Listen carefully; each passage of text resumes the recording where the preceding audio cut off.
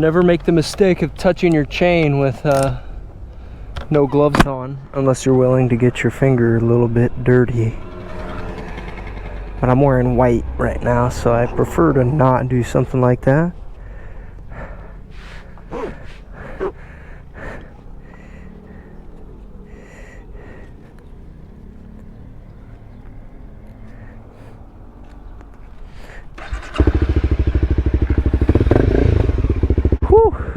The heat is nice until you go to the gym, get real sweaty and hot, and then you gotta get on the bike. I'm toasted. And I also forgot to stretch, so maybe I should do a little stretch here. I always gotta stretch after a weight resistance training.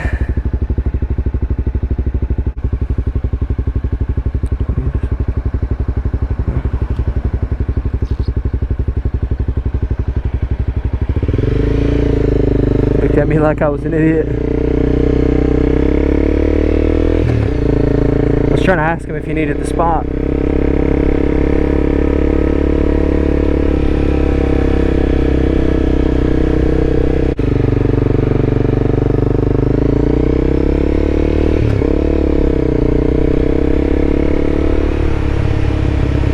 So I'm kind of curious to know, like, I'd like to actually test some stuff sometimes, like find some kind of way to track my travel time and document it to see if traveling by motorcycle is actually any faster than on a car.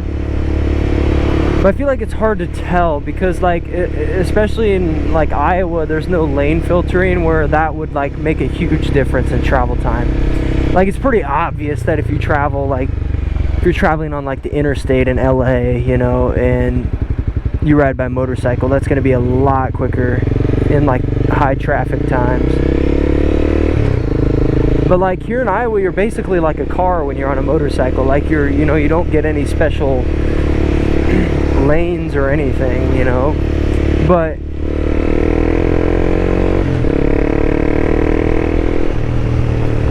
man, I hate that light. But I still feel like it's quicker.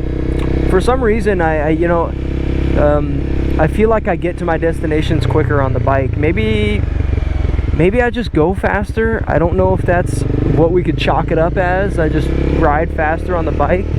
That's why I want to kind of test it and see. But I mean, they're definitely very close. They're not like super far apart, like they would be, you know, if we were in California, like I was mentioning, or another state. I think Arizona has lane filtering now. Maybe other places, I can't remember, but yeah, I mean, lane filtering would obviously make it quicker. There's been times where I've had, get out of here, bug, little lightning bug or something. But there's been times when I've like wished that I could lane filter, because it would have made my trip so much quicker. I wouldn't have to wait so long. You know, it's kind of dumb that we don't have it. I mean, I feel like it is dangerous, don't get me wrong, but I just feel like it makes traffic so much more efficient. But it also does encourage motorcycle riding, which I think is a good thing. But who knows? Dang, look at those forearms. I'm playing. Oh, that's funny. Man, I got this chapped lip that's bugging me. And all this pollen, oh my gosh, it's just everywhere. It's almost blinding. There's just so much. You probably can hardly see it on camera, but it's just everywhere. Good thing I did an over-the-shoulder check.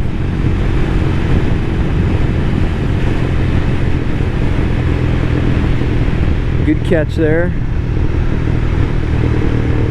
I was about to change lanes, but over-the-shoulder check caught me.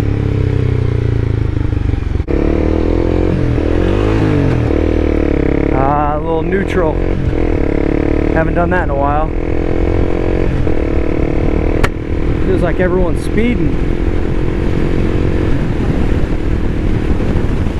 Going 40 and I'm getting past.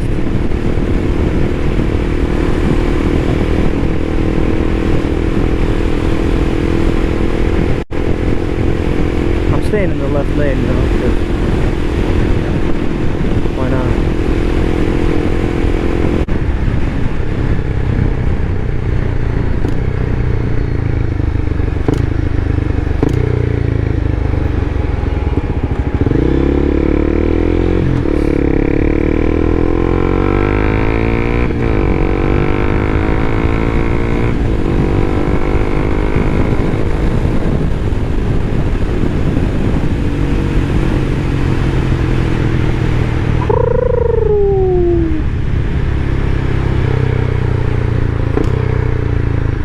Almost biker waved right there, thinking that was a motorcycle. Gosh, it was embarrassing. One time I actually biker waved a moped. Felt like an idiot, dude. I was looking around making sure there was no other motorcycles that saw me do it. I'd have been pissed if they saw me. So for anybody who's curious about riding on the highway, I really haven't done long highway rides on this bike, but I'm planning on doing so here soon, because I think I might ride it back to my hometown to get it maintained, because there's a guy in town that does maintenance back in my hometown, and I'm having trouble finding somebody that's up here. I'll probably record that and see how it goes. But the times that I have done any somewhat long, like high speed rides, it's been fairly uncomfortable because of just the high RPMs that I'm at throughout the ride. So a ride home I think will probably be kind of uncomfortable. I'll probably end up taking the back road highways, so they're technically 55, but it is still a consistent 55 pretty much throughout the entirety of the drive. But I might take the 4-lane. I don't know. I've thought about it. We'll see. We'll see when I decide to do so. I don't know. Just the thought of riding at 65, 70 miles an hour for at least 45 minutes, because I wouldn't stop until, you know, halfway at least. That's normally where I stop, is halfway if I need to. I normally just go all the way through. I don't have to get gas or anything.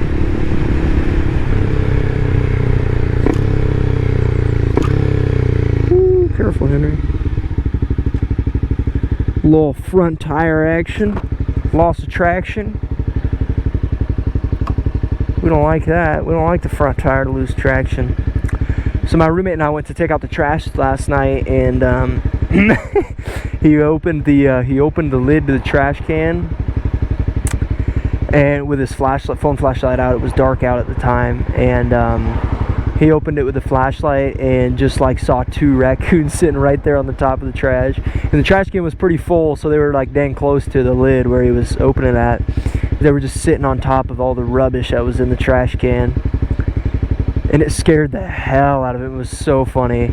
I knew right when he screamed like what it was, because we've been having, like, it's happened like twice now, but right when he screamed and like ran away from it, he was like, oh Jesus Christ or something. But it was so funny because I knew what happened, and I was like, raccoons. He was like, or I don't know if I said that, but he was like, there's 2 raccoons in there, maybe more. And we're like, oh my God, what are we gonna do? So then we had to, you know, do a little operation, opening up the trash can to let them out. They eventually just crawled out after we banged on it enough and pissed them off. I accidentally like slammed the lid down and like crushed one of them's paws. I think I injured him. Damn raccoons. What would happen if I put my bike the other way so I could just drive straight out?